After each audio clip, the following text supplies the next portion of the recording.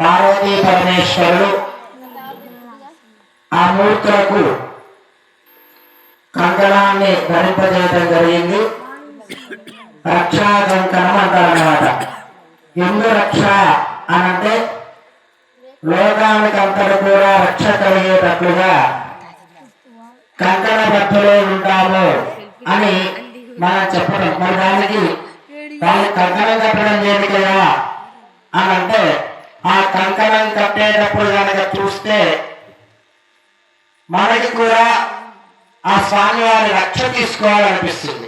ఎలా తీసుకోవాలి రక్ష అంటే స్వామివారు వేదోపనిషత్తుల్లో మనకు ఋషుల ద్వారా ఏదైతే వేద జ్ఞానాన్ని మనకు అందించారో ఆ జ్ఞానం ద్వారా మనకి తెలియబడేటువంటిది ఏంటిది అనంటే ధర్మంగా ఉండాలి.